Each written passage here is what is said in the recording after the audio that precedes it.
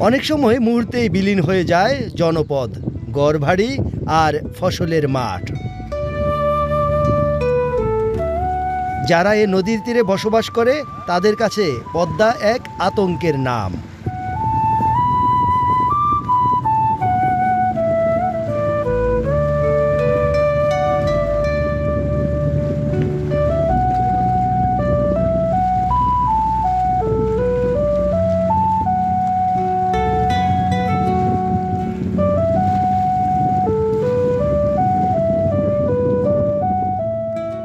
সম্প্রতি পদ্মা নদীর জাজিরা প্রান্তে এক ভয়াল থাবা দেয় এই সর্বনাশা পদ্মা।